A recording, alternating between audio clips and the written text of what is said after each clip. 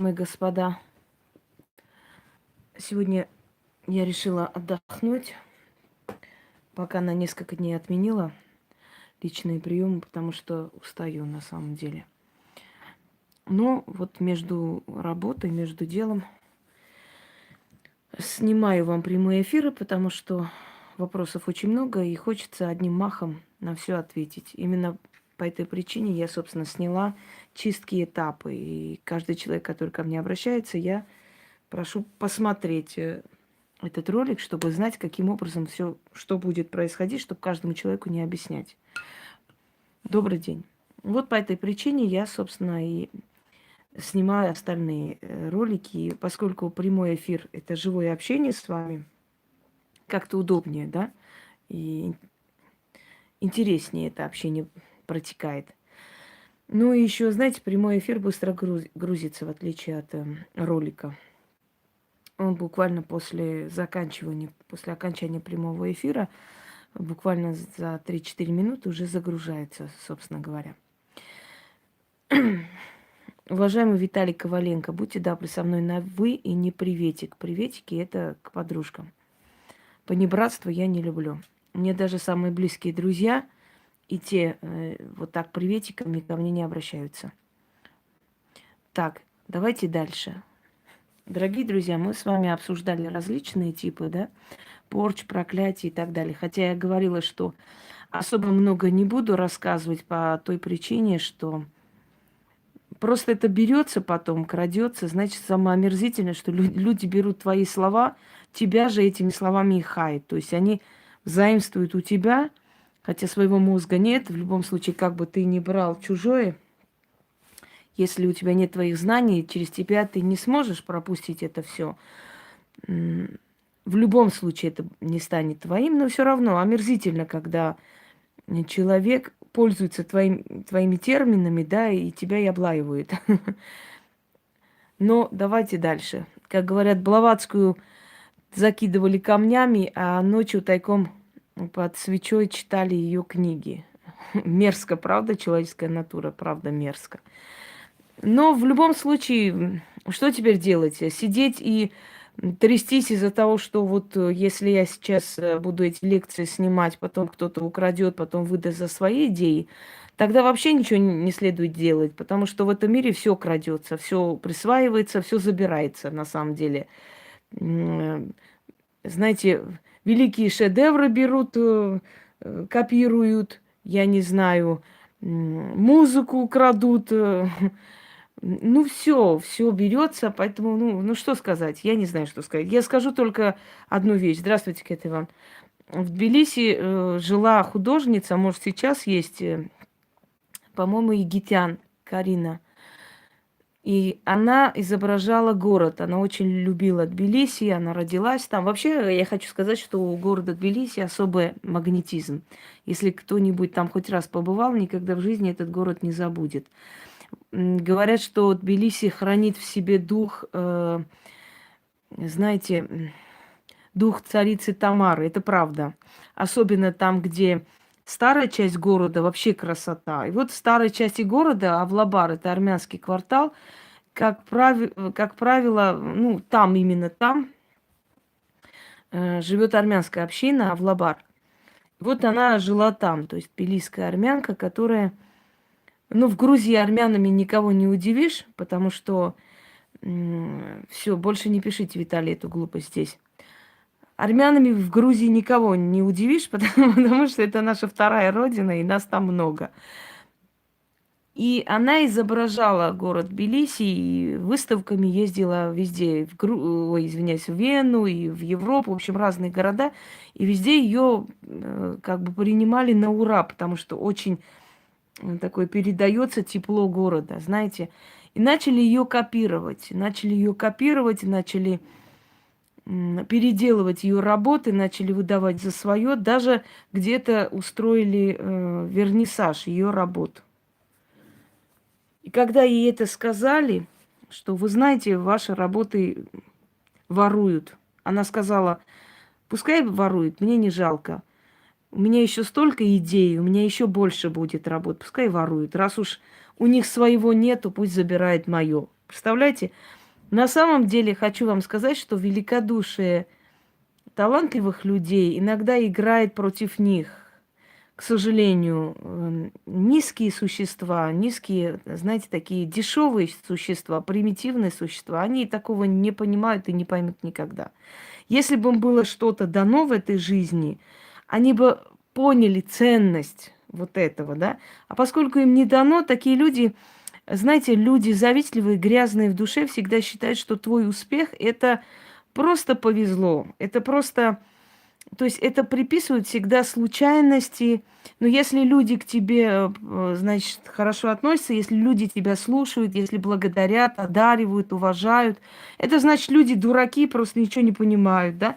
Если ты создаешь, это значит, ты где-то украла. Не может человек сам что-то создать. То есть каждый человек пропускает через свою призму. Согласны со мной?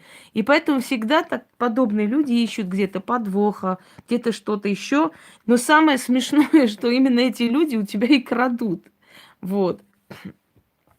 Спасибо большое. Тбилиси у меня родня живет. Сейчас я вам скажу, квартал Африка называется. Наверное, знаете. Вот там мои родные живут и до сих пор живут. Правда, тетка моего отца умерла, к сожалению, очень хорошая была женщина. Все соседи ее очень любили, очень гостеприимная, очень хорошая женщина. Маня ее звали. Вот, вот именно квартал Африка.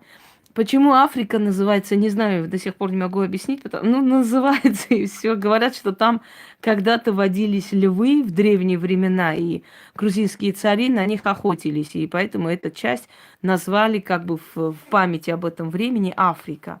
Вот квартал такой есть. Когда вы заезжаете в город, раз уж мы стали говорить, да, протекает через город река Кура, стоит на пьедестале Вахтанг Горгасал. Вообще, если так перевести, это волкоголовый. Когда он воевал с персами, одевал определенный шлем, издалека казалось, что у него на голове волчья голова. В общем, Гургани или Гурган, что означает волк. Вот Горгасал, его так назвали, волкоголовый. Он основал Тбилиси. Есть несколько легенд основания Тбилиси. Вообще, если перевести Тбилиси, одно слово грузинское «тбили» означает «тепло», второе слово «су» или «си» – это тюркское слово, означает «вода».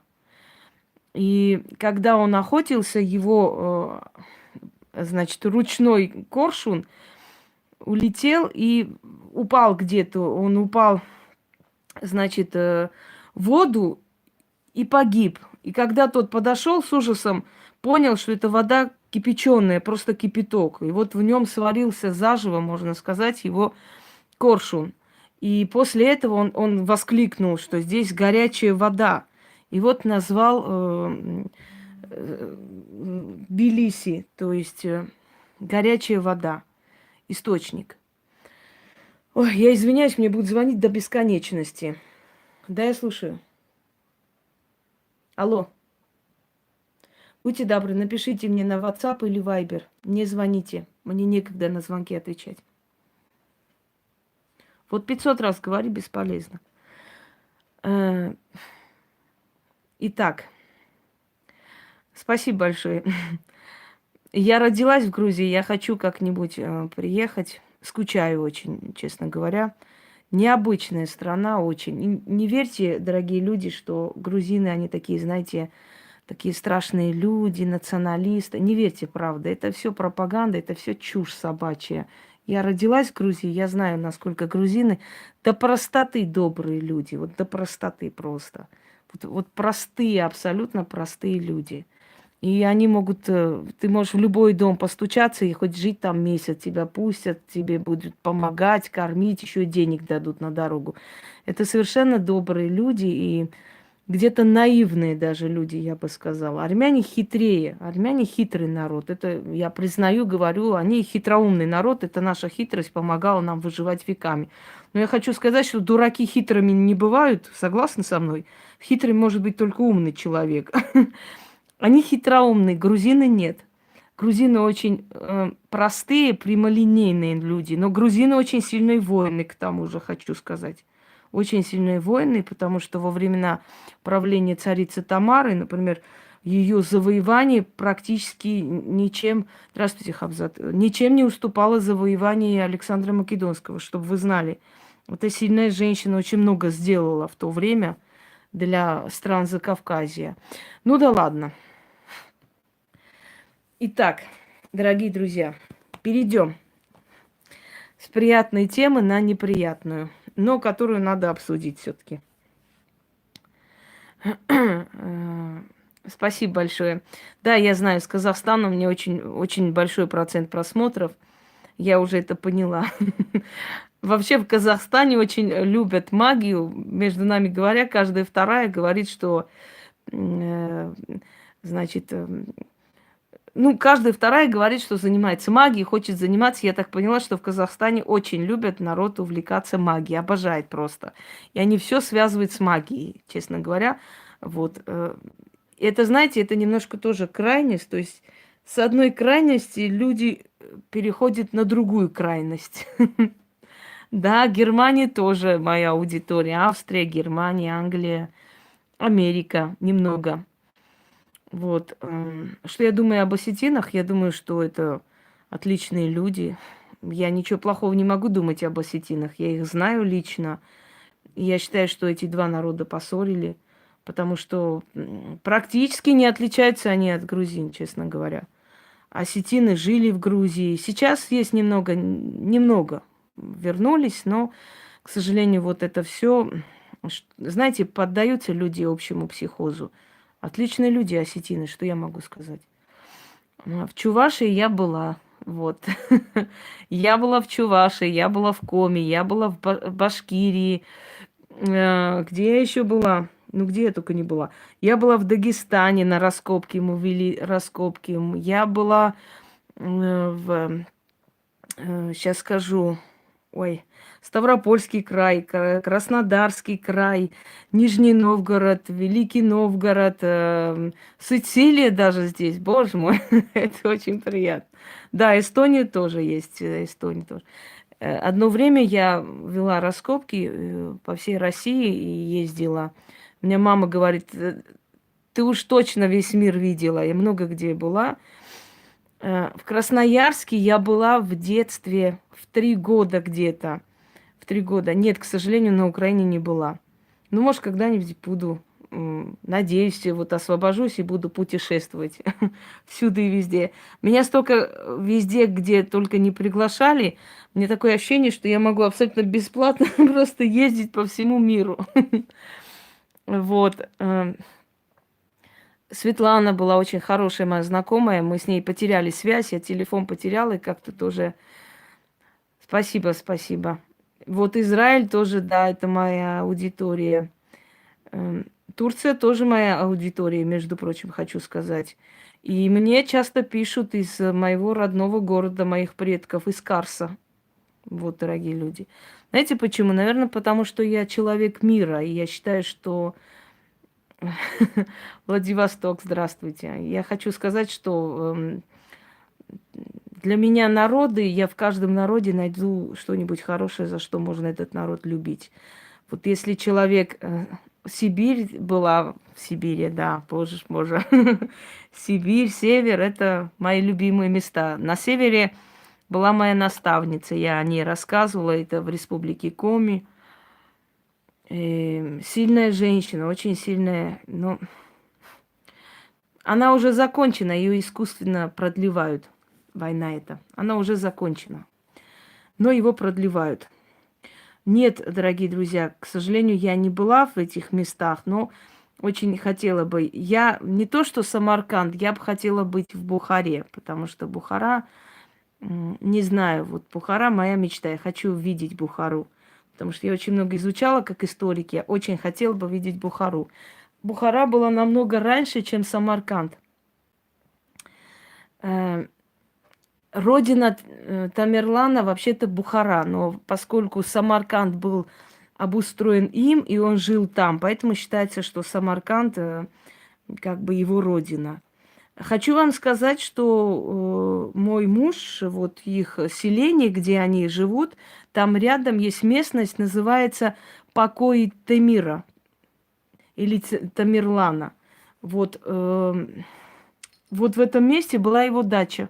Его, сейчас я вам скажу. Да, спасибо. Его дача была, летняя резиденция Тамерлана. Очень приятно, Рита. И вот там находится эта область Тауш в Армении. Спасибо большое. Если буду, Софья, дам знать обязательно. Заранее скажу, правда. Может, и увижусь со своими друзьями, знакомыми. И там находилась летняя резиденция Тамерлана. Он любил в этих местах. Единственная нация, которую не покорил Тамерлан, вот я говорю со всей откровенностью, вы знаете, что я такой человек, знаете ли, как вам сказать, я не люблю приукрашивать или преуменьшать чьи-то, скажем, знаете, я не буду сейчас Теслу здесь обсуждать, смысла нет. Не преуменьшать, то есть заслуги народов, да, я хочу вам сказать, что единственный народ, который не был покорен Тамерланом, это чеченцы. Он их не смог покорить и сломить. Они ушли, есть у них, вот и сейчас есть в Чечне, это самая высокая была точка в то время, сейчас не могу сказать, называлась Тебулос-Мта. Кстати, Мта и у грузин тоже называется гора. Вот на это Тебулос-Мта они поднялись, и там, то есть там оставили детей и женщин, сами спустились сражаться. Он не смог покорить чеченцев. И когда он понял, что это невозможно, в знак примирения он отдал, значит, 7 беременным женщинам, чеченкам, свой меч, как знак примирения. Он сказал: передадите своим сыновьям из поколения в поколение, и пусть они знают, что Тамерлан не смог покорить ваш народ. И вот этот меч Тамерлана, он находился в музее истории в Грозном до депортации чеченцев и ингушей. То есть потом, куда этот меч делся, неизвестно. Вот следы этой мечи потерялись. Но вот был такой меч Тамерлана, и если вы спросите у этого народа, они вам скажут, что действительно существовала такая легенда про меч Тамерлана. Кроме того, у народа Нохчи был котел. На этом котле были написаны все настоящие роды, то есть чеченского происхождения, все нахчиматьяны, все роды, которые были исконно чеченскими.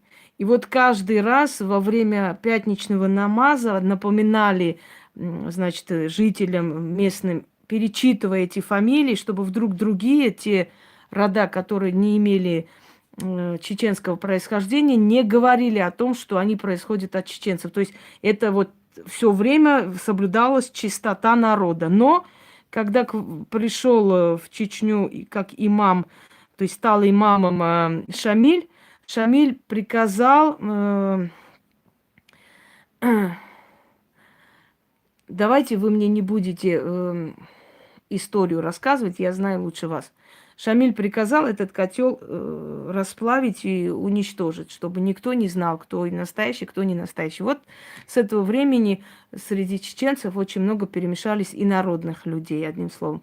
Давайте, да, очень интересная история, историческая, я с вами еще проведу. Просто когда мы начинаем говорить, вы говорите об истории, естественно, это моя профессиональная болезнь, я уже не останавливаюсь.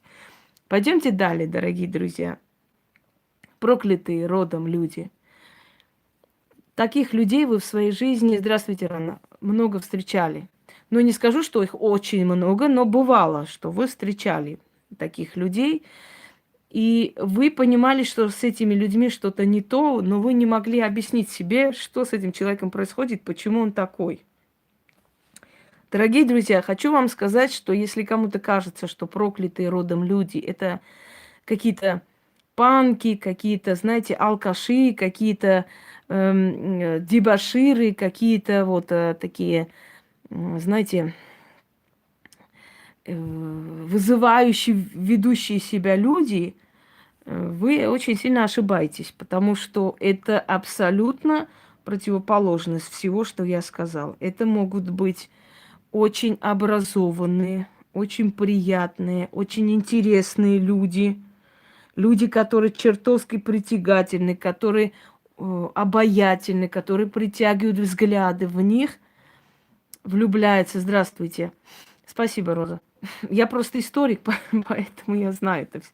Так вот, это люди очень обаятельные, очень приятные, очень притягательные. И в них и есть шарм. Они, знаете, как это, например, если это мужчина, он может, здравствуйте, он может, значит, целовать вам руку, предлагать стул очень галантно, значит, пошла вон отсюда со своей историей.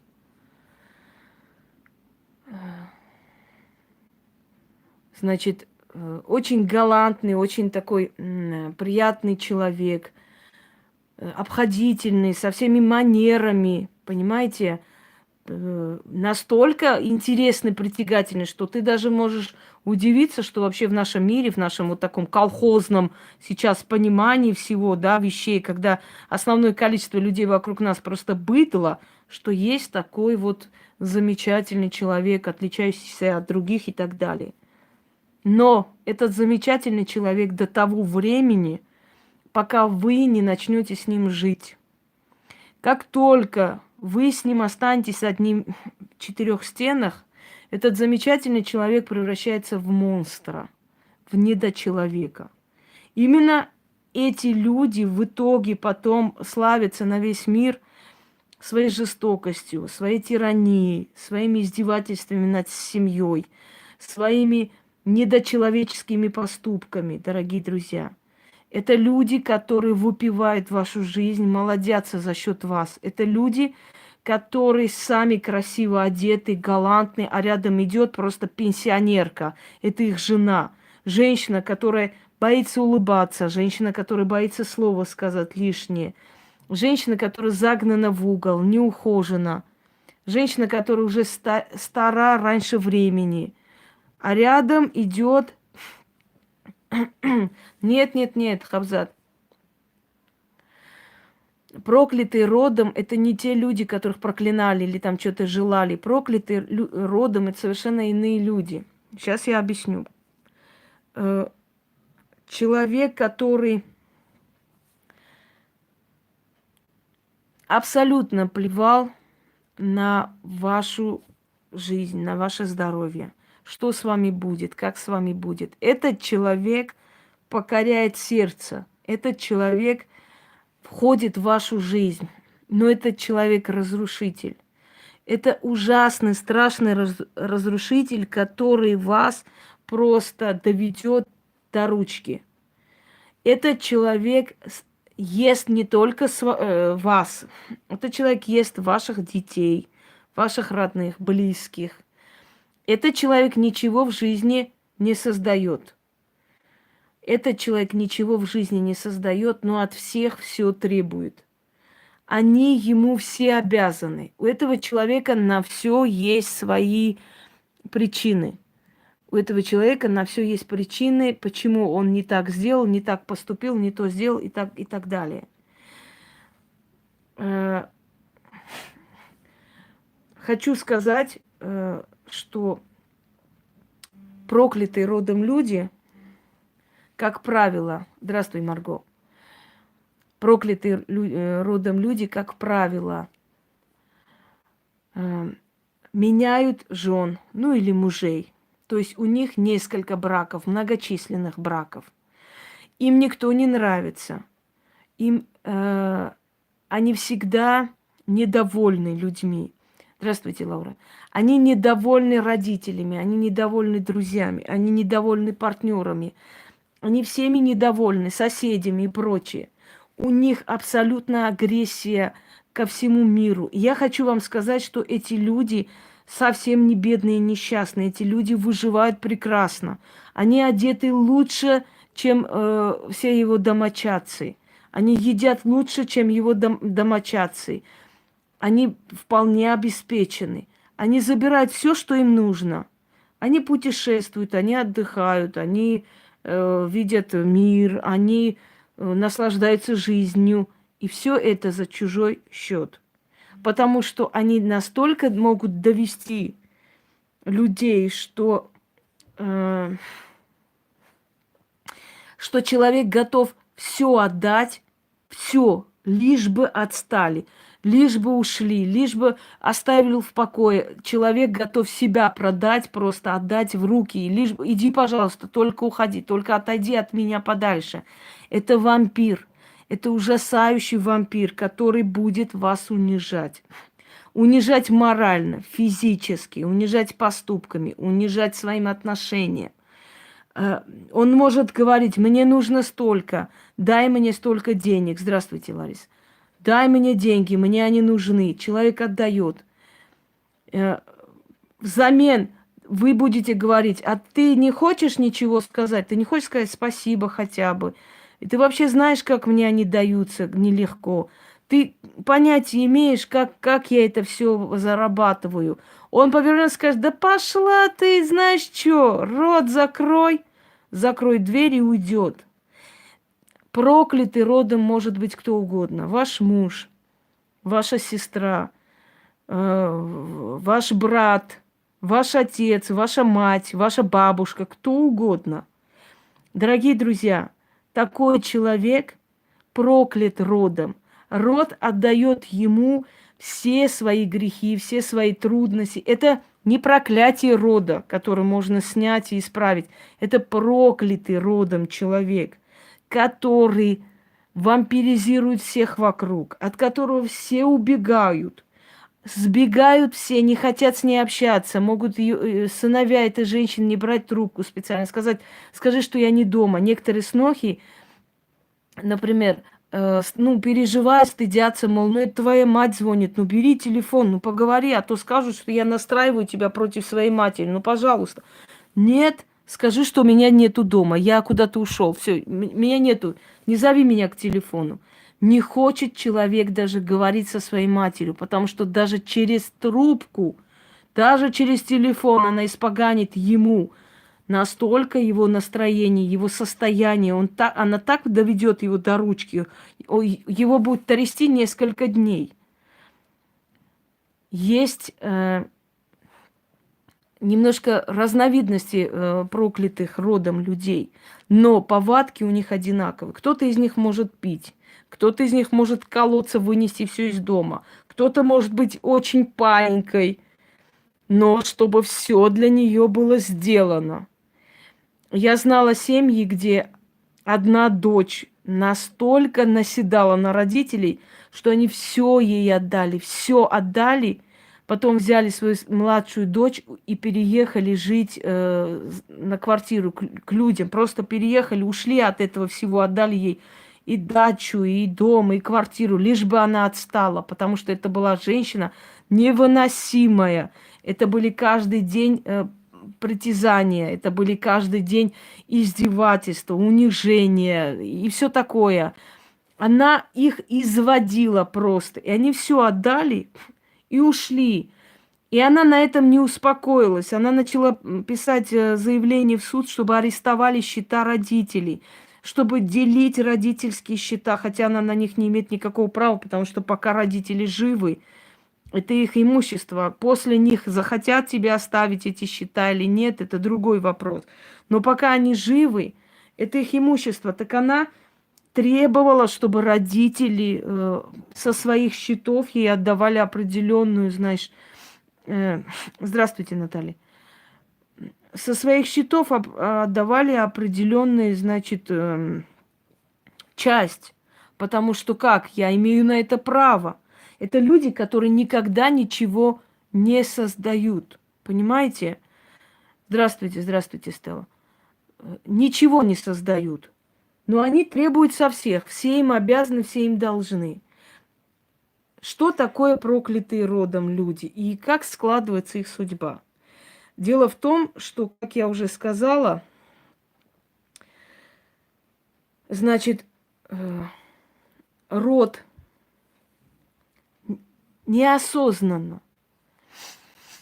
То, что вы бросили все, это хорошо, Лилия, это вы откупились. Иногда человек просто все оставляет, хватает ребенка и убегает. Это есть откуп. за уход из ада. Понимаете? За уход из ада это есть откуп за все. Значит, сейчас скажу.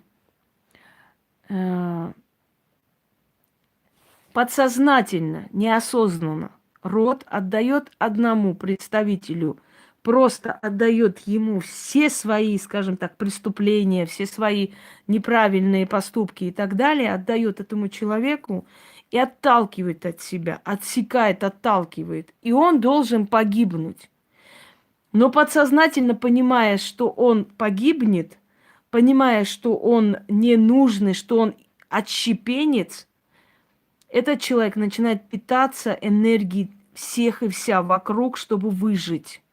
И он уже настолько привыкает к этому вампиризму, что уже не просто ради выживания, а еще ради того, чтобы хорошо жить за счет всех и энергии всех вокруг, он начинает подниматься.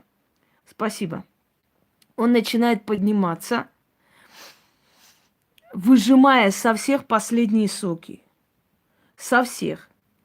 Этот человек превращается в некое подобие человека. На самом деле, хочу вам сказать, что когда человека проклинает его род и отталкивает, в него, внутрь него вселяется определенная сущность. А я вам говорила, объясняла, что мы своими отрицательными эмоциями, да, подпитываем эти сущности. Мы подпитываем эти сущности. Для того, чтобы эта сущность была всегда сытая внутри этого человека, он будет вас доводить постоянно, чтобы вас просто трясло, чтобы вы нервничали, чтобы вы телефон там ударили об стену, разбили и так далее. И он от этих эмоций, которые он собирает, он питает свою сущность, которая внутри него. А эта сущность взамен дает этому человеку долгую жизнь, дает молодость, дает деньги через людей, то есть забираются деньги у всех. У всех все, дайте мне это, дайте то, дайте мне. Вы не даете, вы меня не любите, вы для меня ничего не сделали. Сидит вот 50-летняя баба и говорит к своим родителям уже пожилым, которым уже осталось-то пару лет. Вот, вы мне ничего не дали, вы мне вот это, вы для меня ничего не сделали, вы там дачу продали, например, там вылечились, а вы подумали, что у вас есть дочка, которой можно помочь? То есть дочка, которая сама должна уже помогать своим родителям, претензии предъявляет к старым людям, пожилым уже, которые еле ходят. Почему вы не задумались, что у вас есть дочка, и вот пошли на лечение эти деньги, а мою долю оттуда не дали, понимаете? Как же вы не дали-то? Если это мужчина, он будет просто держать всю семью в терроре. Будет вас трясти уже от одной мысли, что он уже домой идет. Вот он будет... И заметьте, такие люди всегда предупреждают. Я иду к вам, я в гости иду, я к вам поднимаюсь. Их демон настолько силен внутри них, настолько силен, что, как вам сказать, что этот демон уже подготавливает вас. Вас уже начинает трясти. Вам уже плохо, у вас уже нервы начинаются, когда он звонит и говорит, я иду домой. Почему говорит?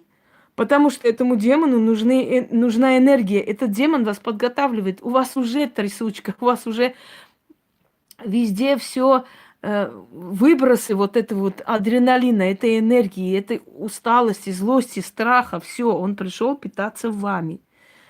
Вы можете зайти домой. Ему неприятно. А почему это тут лежит? А почему это там висит? А почему вот это вот нельзя? Почему меня никто не встречает? Почему это мне принесли? Что это за еда такая? Это что вообще? Я это не буду есть. Вы что, не могли купить вот это? Целый день дома сидите. Вы не могли вот это сделать? Вы почему вот претензии бесконечные? Изначально человек только зашел, а он уже всем претензии предъявил. Уже у каждого есть свое замечание. Вы это не сделали, вы то не сделали, вы это не сделали и так далее. Дорогие друзья, такому человеку все равно. Окажетесь вы на улице, будете ли вы умирать, будете ли вы болеть. Этот человек будет жить в свое удовольствие. Я иду там куда-то гулять. Последние деньги у вас заберет и уйдет. Он не будет говорить, а тебе есть что кушать. Ему совершенно начихать. Совершенно начихать, есть или нету. Претензии, Хабзат, это другое. Если человек просто хочет своих детей воспитать, это одно. А когда человек специально вампиризирует, изничтожит всех вокруг себя, он никогда никем не доволен. Ему всегда все должны. Его друзья или подруги, да, даже которые всю жизнь с ними там дружат, они стараются с ней поменьше видеться. Они уже начинают за спиной сплетничать, мол, опять пришла, ой, как я ее видеть не хочу, как она достала и так далее. Это люди, которые тебе внушают, что ты дерьмо просто. Понимаете? Ты дерьмо, ты не человек. Хотя ты работаешь сутками, но этот человек будет тебе внушать, что ты плохая. Этот человек будет внушать тебе, что ты второсортная, что ты дура. Заметьте, это люди, которые очень боятся властей. Это люди, которым, если пригрозить, что ты их посадишь, если он не отстанет от тебя и так далее, у них сразу, они трусливые. У них агрессия сразу, они готовы тебя загрызть и уничтожить. Что я хочу вам сказать? Такие люди вас убивают морально и физически могут убить, если это мужчина. Поверьте мне, этот демон внутри один раз так разозлится, он может тебя убить. Да, любое учреждение, где есть власти, где можно их привести в порядок, их пугает сразу же. Значит, это первое. Следующий момент. Когда вы выходите за такого человека замуж, дорогие друзья, например, да, если это мужчина, вы не думайте, что его родня будет говорить, мол, ой, он такой плохой, не надо за него, он такой сякой, и он это, он всякой и так далее. Значит, его родня пытается продать вам его подороже, как можно дороже, в начале. Он хороший мальчик, хороший парень и так далее. Они делают все, чтобы вы взяли этого проклятого родом себе и тащили этот груз. Они рады освободиться от него. И они не будут против, что вы взяли этот груз на себя. Наоборот. Наоборот, будут все время потакать. Мол, ты не ценишь, у нас такой сын, у нас такой мальчик золотой и так далее. Ты такая сякая. Мало того, если ты даже всю жизнь будешь его содержать, одевать, обувать, я не знаю, что еще делать, они с тобой даже не поздороваются. Они к тебе настолько презрительно относятся, настолько сверху вниз смотрят. Да ты не человек, кто ты вообще есть, я не пойму. Что ты особо сделала? Да ты знаешь, сколько людей хотели с ним рядом быть. Можно подумать, я не знаю, королева нашлась. Никто из них не то, что вам спасибо не скажет. Они вас будут ненавидеть за то, что вы не хотите дальше этот груз на себе тащить. Попробуйте с ним развестись, попробуйте уйти и убежать. Вы посмотрите, что его родня, которые к вам вроде хорошо относились, они будут ненавидеть вас. Они будут вас преследовать, говорить самые последние вещи про вас. Почему? Потому что вы посмели от себя его скинуть. Вы скинули этот груз, это проклятие, понимаете, от себя. Значит, вы такая сякая, вы не человек. Так будут говорить они про каждую свою невестку. Понимаете, хоть 10 раз он будет жениться, 10 раз они плохие. Они, это шлюхи, шалавы, гулящие, проститутки, такие сякие. У нас парень такой, он такой чувствительный, он хороший. Вот эти шалавы такие были. И никого не волнует, что эти шалавы его тащили, одевали, обували, все за него делали, все проблемы решали. И это нормально. Ничего такого здесь нет. Кроме того, проклятые родом люди, отпуская вас, обязательно следом скажут: ты без меня сдохнешь, ты еще будешь проситься обратно, ты никуда не денешься, кому ты нужна, особенно с детьми, если ты с детьми там, да ты сдохнешь без меня, да ты вот такая сякая. Когда угрозы не действуют, есть такая, знаете, русская поговорка, она говорит: ни одна хорошая баба еще не пропала. Когда угроза не действует, начинается плач и просьбы. Запомните. Прости меня. такого не повторится. Я не знаю, что со мной. Их коронная фраза: помоги мне поменяться, пожалуйста, кроме тебя никого нету. Ты единственный человек, ты настоящий друг. Я дурак, просто я это не ценил. Ну, ты знаешь, ну я просто такой человек, ну я такой грубый просто. Ты не обижайся на меня, пожалуйста, прости и так далее. Для чего они это делают? Для того, чтобы вас заманить домой. Заманить домой, закрыть в 4 стенах и все, и начать. Да пошла ты кто такая вообще была? Ты сама приползла, чтобы сделать вам еще больнее, страшнее, хуже. Хуже, а может быть и избить до полусмерти. Вас заманить обратно в свою берлогу.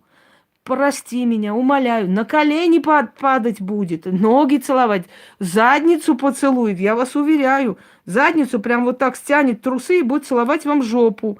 Лишь бы вы вернулись обратно. Пожалуйста, знаете почему? Потому что ты его корм. Ты его корм. Даже дело не в деньгах. Даже дело не в деньгах. Дело в том, что ты даешь ему силу жить. Ты своими, как вам сказать, своей энергией его питаешь, вот этого демона, который внутри него. Я тебя прошу, я умоляю, они готовы валяться в ногах. Больше, чем вот эти люди, никто так не извиняется, как проклятые родом люди. Неважно, это женщина, мужчина, свекровь это, сестра это, брат это, отец это, хоть кто. Прости меня, прости, обожают они это слово. Прости, извини, извини, я был неправ. Вы не думайте, что они такие гордые будут говорить: да иди, ты знаешь, не хочешь ко мне и не надо. Нет, этот демон заставит его унизиться. Унизиться до такой степени, чтобы тебя заманить к себе. Это касается и женщин в том числе. Кто вам сказал, что это только как вам сказать, что это только к мужчинам относится? Есть такие бабы гулящие, которые приходят, воют у дверей: Вася, прости, пожалуйста, я была не права, Васенька, пожалуйста, лучше тебя нету. Откройте вот как-нибудь, посмотрите в Ютубе фильм, по-моему, «Воры в законе». Да, вот там была героиня Рита. Вот ее образ, обожание, когда она в детстве стала причиной убийства своей бабушки, потом стала гулять с этими ворами, из-за нее одного убили, второго убили и так далее. В конце концов, проблема решилась тем, что ее отец ее убил, пристрелил ее, потому что понял, что по-другому эту женщину просто не остановить. К сожалению, любящий отец, который очень переживал потом, но он ее убил. Он выстрелил в нее из этого ружья охотничьего. Потому что не было иного выхода ее остановить. Знаете, такое, да, только пуля остановит. Вот это тот момент. Этот человек будет просить прощения без конца, до того момента, пока вас не выжмет просто. Теперь вспомните ваших прошлых партнеров, и если подходят они вот под это описание, вспомните своих бывших партнеров, посмотрите свои фотографии, которые были сделаны в браке, и посмотрите на свои фотографии, которые сделаны сейчас. Вы там старухи, старые бабки. Вы там старухи просто, выжаты. Вы даже не хотите эти фотографии в интернет выкладывать. Давайте будем честны. Вы не хотите эти фотографии не потому, что вы не хотите это время помнить, потому что вы там жутко выглядите. Вы старые люди. Вы выжатые, уставшие бабы. Вот когда вы развелись, в течение года вы начали выглядеть моложе. Вы начали позволять себе... Боже мой, какое чудо! Вы позволили себе какую-то цепочку купить. Боже, какое чудо! Вы позволили себе лишнее платье купить. Понимаете? Вы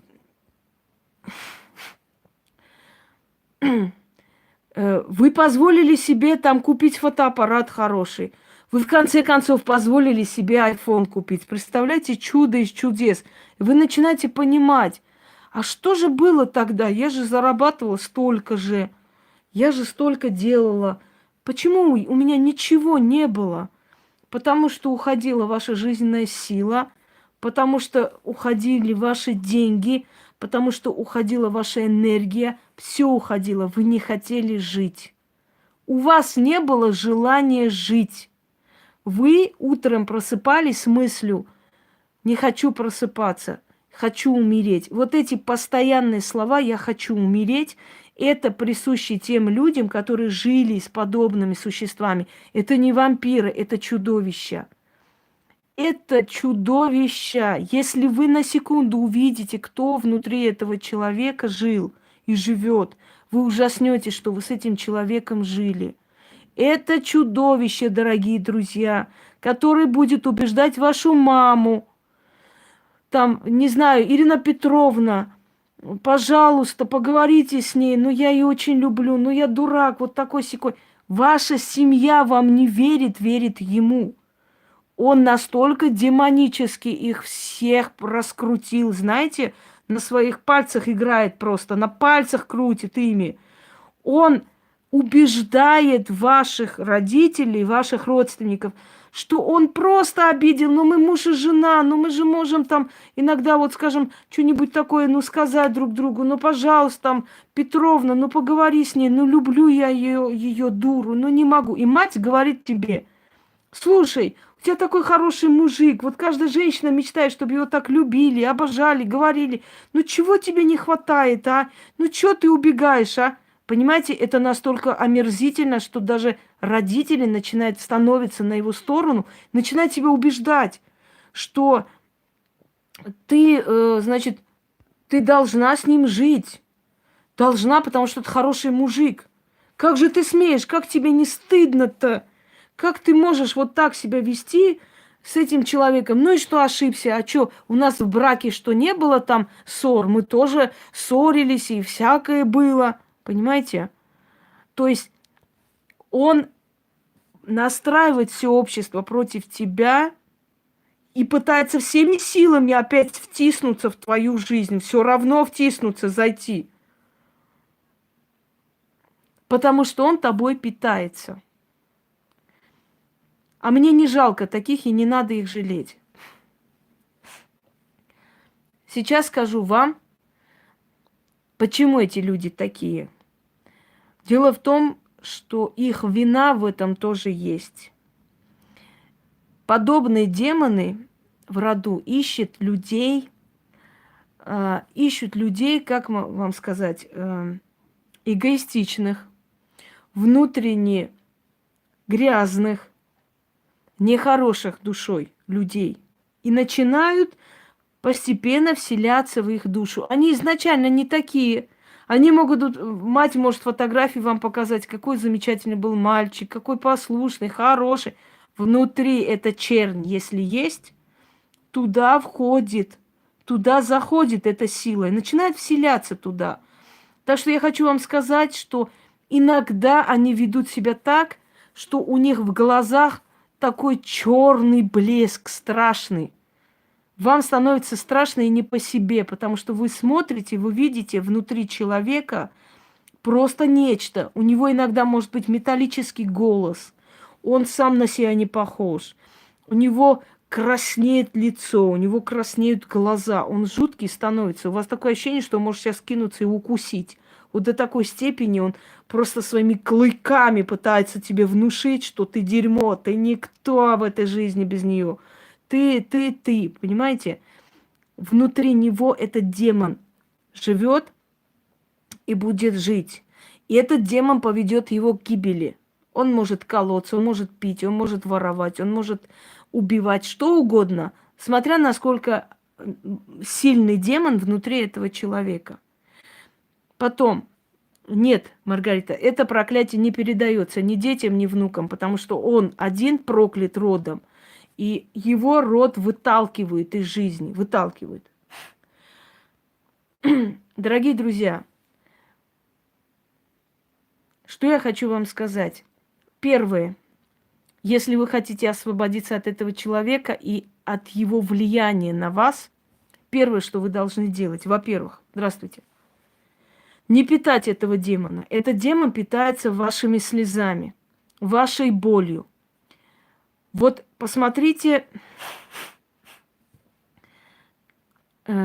Во-первых, это люди завистливые. Они будут садиться за стол своих друзей, придут дома, будут о них сплетничать. Какие они такие сики. Это очень завистливые люди.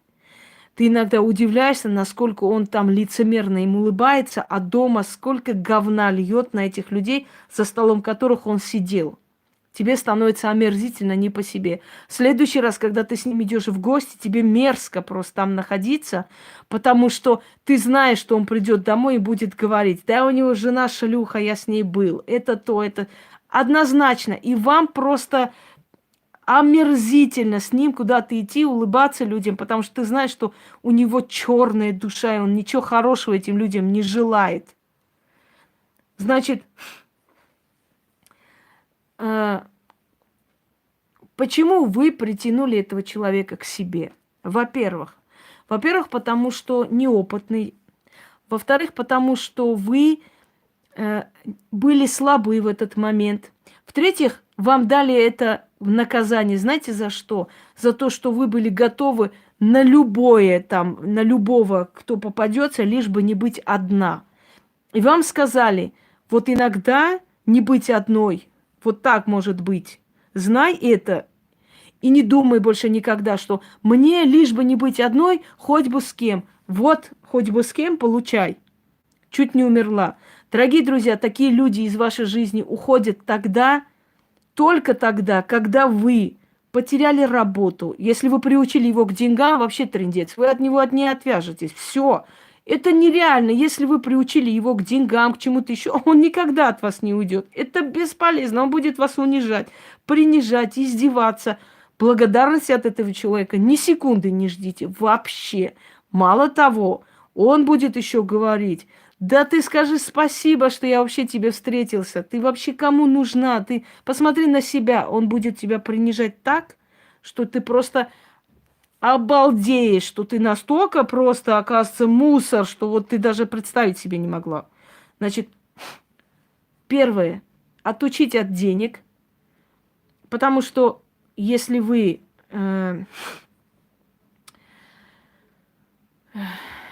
все, давайте потом этот вопрос обсудим. Здесь дело не в женщинах.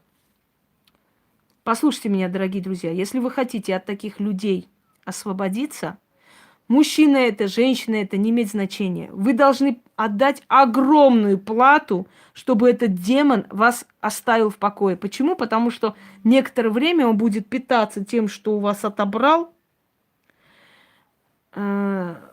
и уйдет. За это время вы успеете слинять.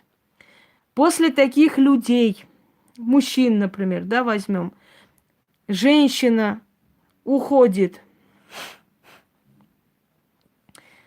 полуинвалидом просто, после нескольких операций, лечений и так далее.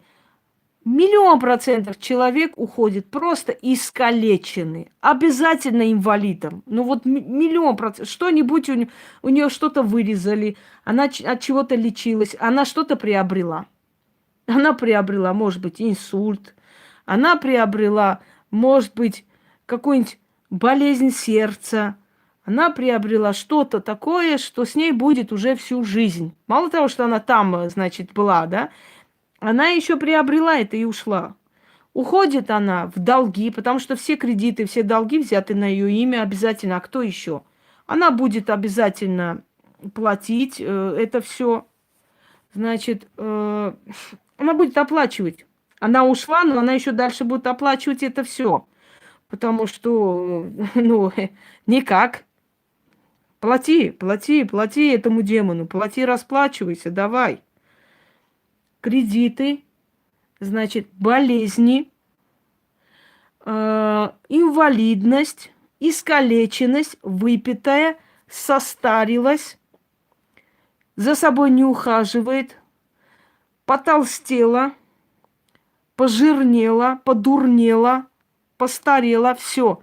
Вот когда уже вы станете просто-напросто бывшего употребления, извините за выражение, вот тогда демон вас отпускает. Почему? Потому что нечего уже с вас брать. Вы же неинтересно. Он ищет свежую кровь. Много было таких случаев, когда мужчины, уходя от своих жен, обливали ее всяким дерьмом, и эта женщина поднималась, сама поднималась и достигала уже искалеченной жизнью, она поднималась в любом случае. Вот когда они, они находят другую жертву, и та такая радостная. Ой, она его не ценила, он такой мужик хороший, он такой сякой. И ты думаешь, давай, хвали его, хвали. Хвали, скоро ты узнаешь, что за мужик и какой он мужик. Давай, хвали. И вот когда она начинает всюду говорить, ой, у хреновой жены муж хреновый, он такой, вы даже не представьте, какой он хороший мужик, какой он хозяйственный, а какой он галантный. И вот когда ты эту бабу встречаешь через год, два, не знаю, где-нибудь случайно, и видишь ее, то есть не просто ее, ты видишь себя в ней, облезлые волосы, неухоженная, уставшая, состарившаяся, просто одурневшая просто. И ты когда смотришь на нее, хочется прям подойти и расцеловать, сказать, спасибо тебе, мое золотое чудо, что ты это говно собрала себе. Спасибо, спасибо. Ты такая умница, я так тебе благодарна. Поклон тебе до земли. Я так сказала своей сестре, я сказала, ты этой бабе еще поставишь бутылку шампанского. Она мне не верила. Но когда прошло 4 года, и она купила 2 квартиры, дачу, когда она поднялась в своей профессии, когда она стала одеваться, обуваться и вся уже упакованная, она мне говорит, слушай, я не то, что одно шампанское, я целый ящик шампанского к ней отправлю. Я говорю, так и сделай. Вот, дорогие друзья. Так что вот когда вы эту бабу встретите через год-два и посмотрите на нее и узнаете в ней себя, значит, поймите, что сейчас он уничтожает и выпивает ее. И когда от нее ничего не останется, он отойдет, переключится на другого. Самое неприятное, самое страшное, что род, зная, что он проклятый, даже говорят ему в лицо, ты как наше проклятие, от тебя не избавиться никак. Но, зная, что он проклятый, почему-то обвиняет вас во всем. Почему-то обвиняет вторую жену, третью, пятую, 20-ю. Они все плохие, а он хороший, добрый мальчик. Они его не понимают никто. Первое. Убегать от него, забегать. Второе. Если вы не можете сбежать, он живет в вашем доме, а такой тоже есть, вы его оттуда не выкурите никак. Это нереально, чтобы он убрался. Да что? Это человек, который будет специально шуметь, кричать, чтобы соседи слышали. Он будет унижать тебя везде и всюду. Потому что потом тебе даже стыдно мусор выносить, потому что люди все слышат эти слова последние. Значит, ты будешь жить просто в терроре. В терроре. Если он живет в вашем доме, вы должны его убрать. Вы должны убрать его властями. Потому что если, как вам сказать,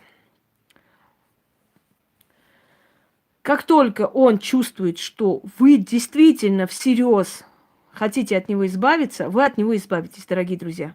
Учтите это. 1000000% избавитесь, но он должен чувствовать, что все. Поменяйте замки, дверь не открывайте. Пришел, постучал, звоните в милицию. Каждые 5 минут. Они обязаны приезжать. Эти люди жутко боятся милиции, жутко боятся тюрьмы, жутко боятся суда, ужасно боятся дурдома, ужасно боятся таких лечебных учреждений и так далее. Если вы намекаете ему на то, что я сделаю все, но ты окажешься там и оставишь меня в покое, он уберется. Иначе он и морально вас убьет, и может и физически. Внутри него этот демон живет. Избавьтесь от него любыми путями. Постоянно пишите заявление, ходите, меняйте замки. Он не имеет никакого права туда заходить. Это не его имущество. Не бойтесь. Если вы 1000000% просто решились, вы увидите его трусливую душу. А трусливая душа состоит в том, Маня, там, не отдавай меня милиции. Пожалуйста, забери заявление. Больше такого не повторится. Клянусь, слово даю. Вот, и они начинают материть самих себя. Чтобы мне вот так было бы, моей матери, всей моей родне, если я тебя хоть раз в жизни обижу. Сейчас будет все хорошо. клянусь и так далее. Вот. Но как только, да, как только милиция, как только человек в погонах заходит к вам домой, он уже превращается в того чмо, которым на самом деле он является. Потому что жестокими тиранами бывают только слабые духом люди. Запомните, ни один сильный духом мужчина не будет жестоким тираном. Ни один. Мужчина может войну пройти. Мужчина может 10-20 лет воевать. Но дома он будет паинькой, он будет тихий, спокойный, любящий муж. Никто даже не поймет, что он прошел очень жестокие, страшные времена, понимаете? Он не будет срывать свою злобу на жену, детей и так далее. Значит так, может ли человек, проклятый своим родом, поменять свою жизнь? Может, но таких случаев я почти не знаю. И если он хочет это сделать, то он должен сделать следующим способом. Он должен пересмотреть всю свою жизнь. Он должен обратиться за помощью, если к ведьме, если хоть в монастырь, хоть куда-нибудь. Он должен отделиться от людей, уйти. Он должен обдумать это все. Он должен перестать этому вот демона внутри себя питать людскими слезами, энергиями и болью. Он должен перестать питать этого демона. И если он перестанет питать этого демона, он его оставит за ненадобностью. Тогда этот человек сможет просто... тогда этот человек сможет поменяться.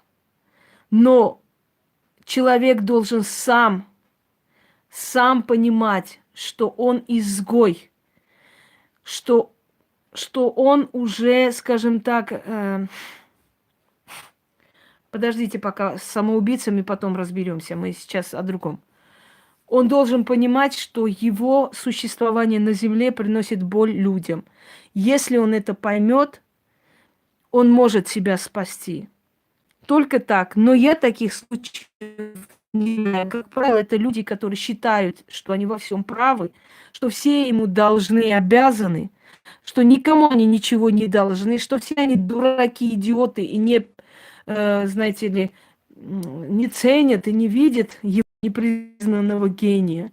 И вот так он свою жизнь и заканчивает, собственно говоря, когда все от него постепенно отворачиваются, даже те, которые горячо просто его, как вам сказать, поддерживали, понимаете? Даже те, которые оправдывали его жестокость и бесчеловечность, они тоже со временем от него отворачиваются. И когда приходит время, когда нет матери уже, которая будет заступаться, когда жена оставила, ушла, когда друзья от него избавились, когда вторая жена милиции и полиции от него избавилась и так далее, он задумывается над тем, что он изгой, что он никому не нужен. Но если он берется за себя, он может измениться.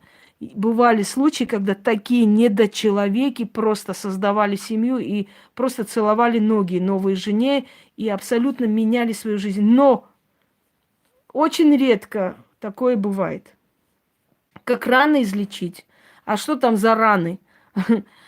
Живите, радуйтесь, что вы живая оттуда сбежали, потому что очень много бывает случаев, когда женщины убивают, когда женщины умирают сами, потому что от таких мучений много женщин идут в могилу.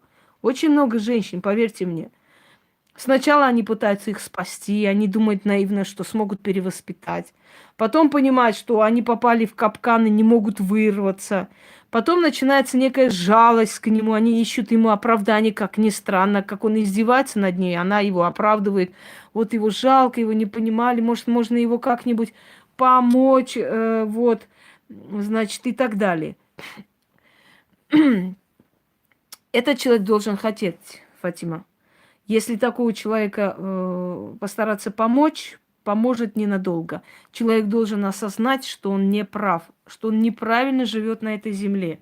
Только тогда он перестанет приводить вот этих всех людей в такое состояние, только тогда он перестанет кормить этого демона людскими страданиями, и этот демон его оставит. Но до той поры, пока он это не осознал, бесполезно ему помогать что-либо делать. Таких людей надо от себя отсекать, кто бы это ни был.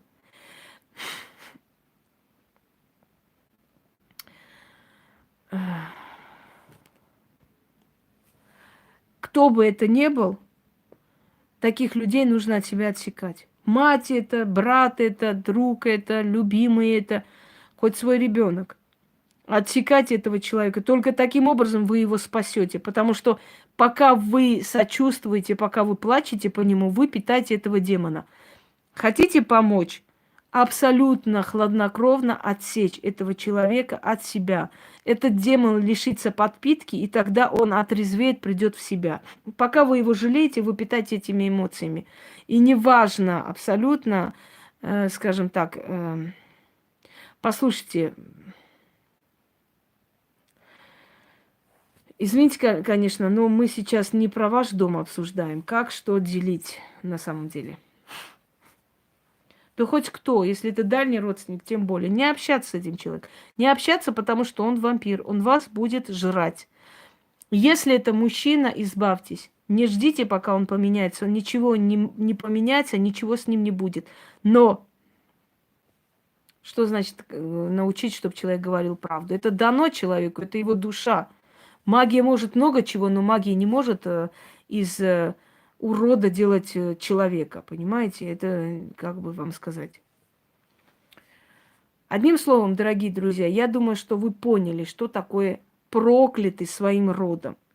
Я хочу, чтобы вы поняли, что проклятый своим родом должен оставаться этим родом в одиночестве, для того, чтобы он задумался, чтобы он перестал кормить этого демона. Я изначально сказала, Фатима, почему это случается.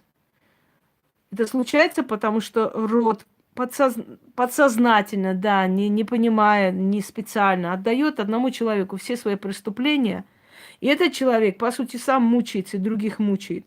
Приходит некий демон, который вселяется в этого человека и начинает мучить всех вокруг себя. Этот человек с энергией разрушения, он разрушает любую жизнь своих детей, своих жен, своих родственников, своих соседей, своих друзей. Это человек с энергией разрушения. Этот человек абсолютно не видит своей вины ни в чем. Он во всем прав.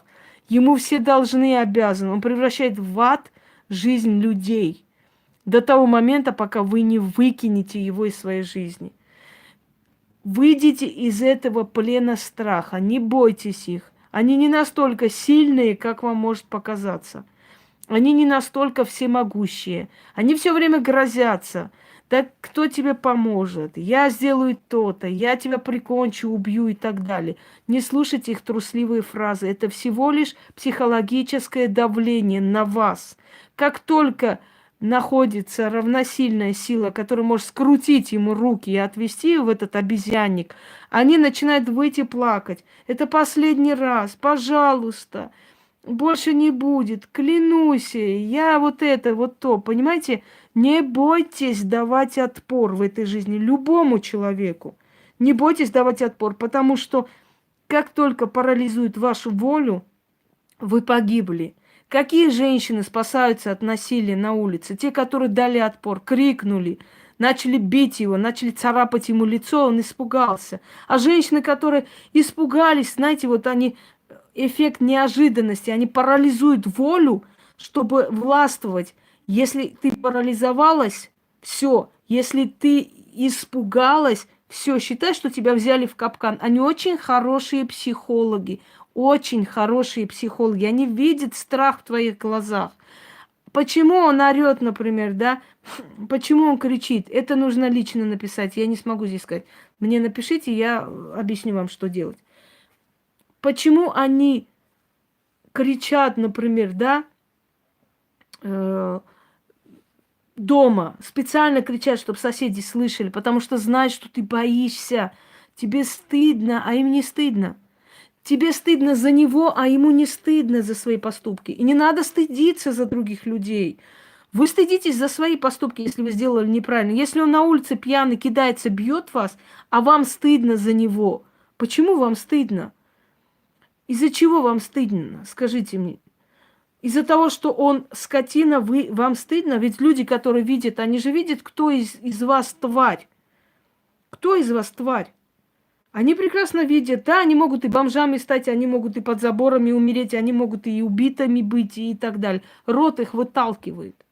Понимаете? Мы стыдимся за их поступки, а им не стыдно, они в наглую дальше продолжают. Им пофигу, им все равно. Ты человеку можешь говорить, замолчи, люди слышат. А он, да мне похрену, поняла? И нам стыдно, боже мой, соседи услышали. Так соседи же услышали не тебя, соседи его услышали и знают, что он мразь. И говорят, бедная девочка живет с этой мразью, не может от него избавиться. Вот что говорят соседи.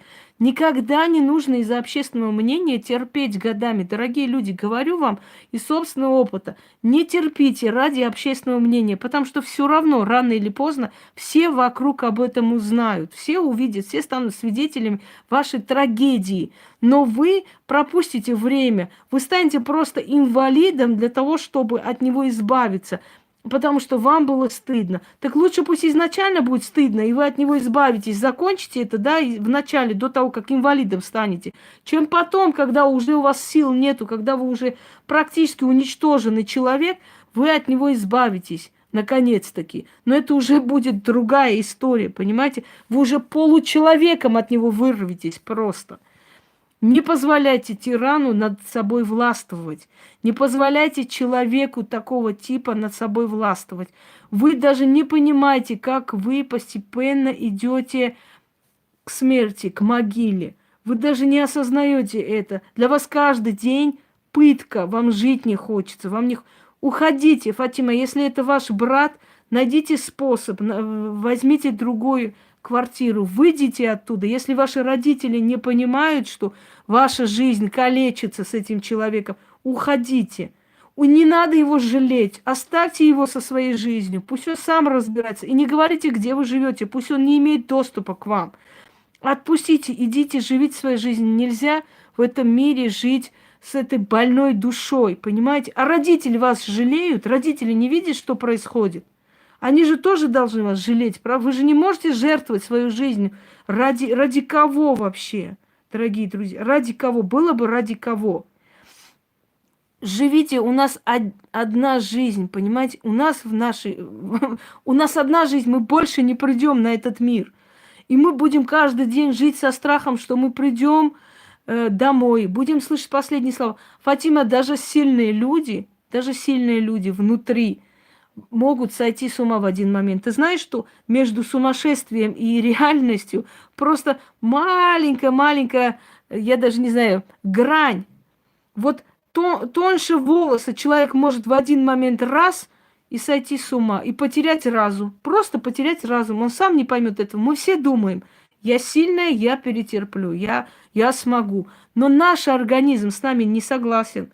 Мы все это впитываем. Мы-то, да, может быть, но организм с нами не согласен. В один момент у нас будет инсульт. И все. Искривится лицо, и изуродуется молодое тело, понимаете? Вот выгнали и правильно сделали. И не пускайте, пока он не одумается. Это не жизнь. Если это сын, получайте точно так же. Делайте точно так же. Когда вы отсечете этого сына от себя, этот демон внутри него успокоится, ослабеет, а может быть и уйдет. Понимаете? Все, дорогие друзья, что я хотела вам сказать. Я думаю, что вы поняли, вы сейчас, как вам сказать, объяснили себе, рядом с каким человеком вы находились. Этот человек может не говорить гадости, но он может своим безразличием вас убить и уничтожить. Абсолютным безразличием. Абсолютным безразличием он может вас убить. Понимаете? Пожалуйста. Вот уходит человек и не говорит, как ты, что ты, понимаете, что у тебя, какие у тебя дела, как ты себя чувствуешь. Ты думаешь, человек хотя бы спросит, как твоя работа, как ты устала, не устала, плевать он хотел. Плевать, он живет своей жизнью, ему все равно на тебя. Беременная ты, ребенка ты ждешь, что там, вообще все равно. Это первое, чем может, скажем так, знаете, как вам сказать, чем может человек тебя задеть и убить просто внутри, морально. Начинаешь думать, женщина начинает винить себя. Может, я неправильно себя веду, может, я некрасивая, может, от меня запах неприятный, в конце концов. Бывает всякое, в голову приходит женщине, если с ней не спят, если ее не любят, если ее не ласкают, она молодая женщина. У нее бывает всякое в голове. Но этот человек такой моральный урод, что он и не отпускает. Он тебя и не отпускает, он тебе и не говорит, иди живи своей жизнью, я тебя не люблю. Нет, он тебя держит, понимаете, просто держит. И питается тобой, как паук. Высасывает твои соки потихоньку. Пока тебя не превратит в старую бабку, он не уйдет. Он может и морально убить, он может и ударить, и руку поднимать, он может и издеваться, он может и унижать тебя, он может на людях унижать тебя. Если ты куда-нибудь идешь с ним, да, он может сказать, не болтай глупости, не говори ерунды всякой, при людях может тебя унизить, да. А может наоборот, если ты молча сидишь, потому что ты знаешь его и не хочешь с ним связываться, он может сказать, что ты, бля, рот воды набрала, что ты не общаешься с людьми. Он может и так сказать. Он будет делать все, чтобы тебя унизить, изничтожить. И каждый раз будет говорить, я тебя люблю, я тебя по-своему люблю. Вот это по-своему мне, конечно, непонятно, но я по-своему тебя люблю. Ты не понимаешь, ты дура. Я же тебя люблю, дура ты такая. Кто тебя больше меня полюбит? Как я тебя люблю, никто в жизни тебя не будет любить и так далее. И просить, и умолять, и унижаться перед тобой, чтобы ты его приняла обратно, чтобы тебя дальше высасывать, и деньги высасывать, и соки высасывать, и унижать, и все на свете.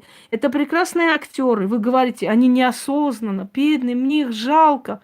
А мне их не жалко. Они отличные актеры.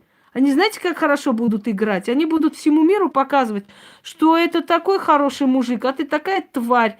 Не ценишь этого мужика, понимаешь? Ты такая сука, вот такой мужик, элегантный. Он при всех, знаете, как будет себя вести? Он тебя за руку возьмет.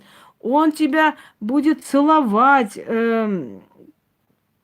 значит, он тебя будет обнимать при людях, он тебя там будет угощать, сок наливать. Возьми. Тебе кофе хочешь заказать? Давай я тебе возьму.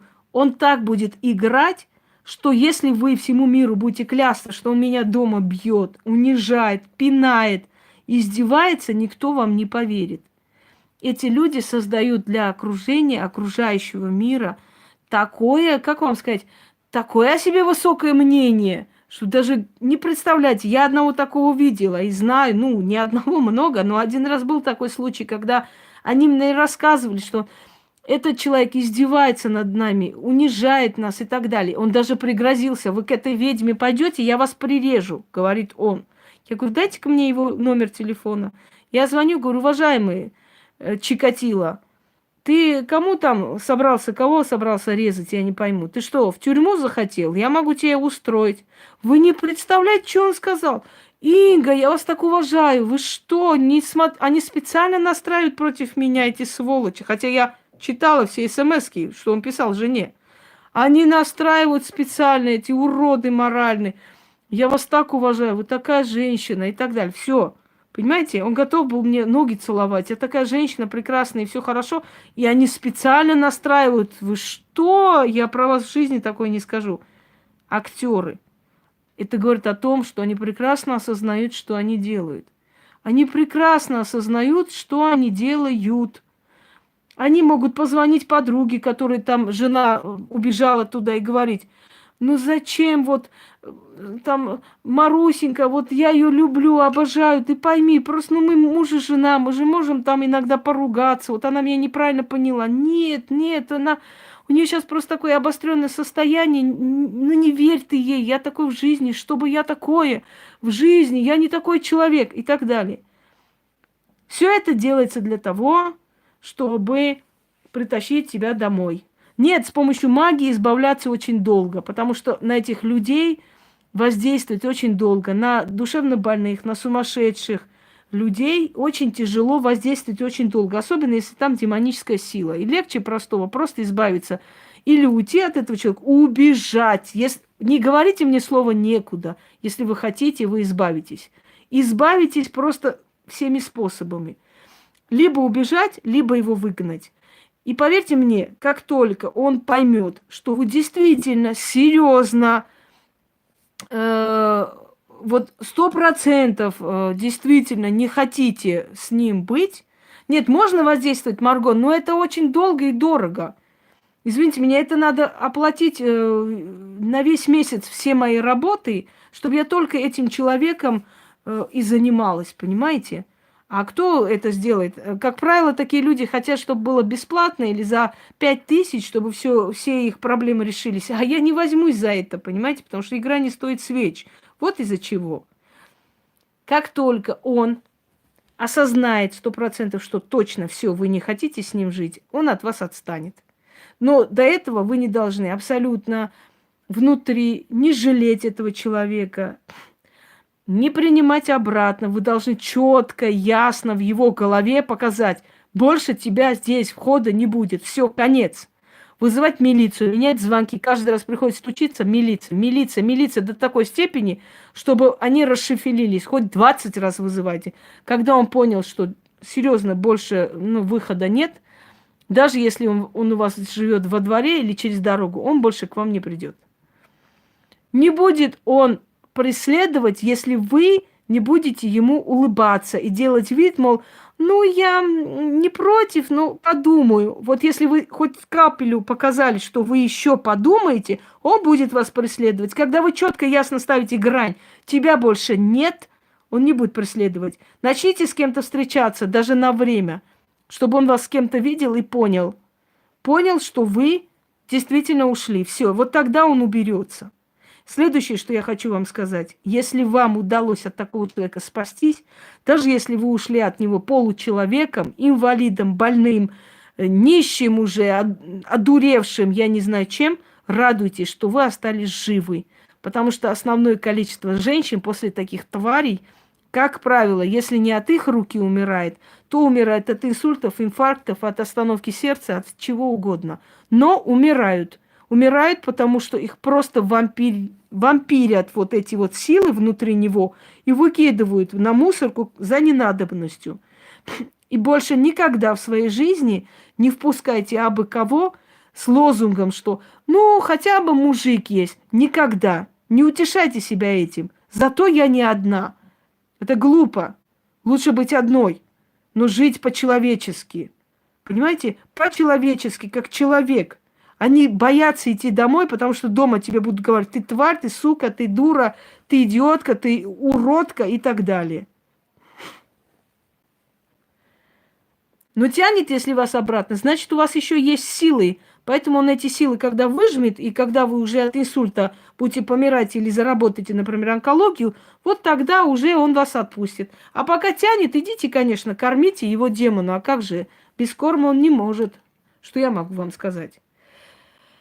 Все, дорогие друзья, всем удачи, всех благ и избавляйтесь от подобных людей и не допускайте больше подобных людей к себе. И мои лекции созданы для того, чтобы вы находили ответы на вопросы, чтобы вы нашли ответы на вопросы для себя. Всем удачи!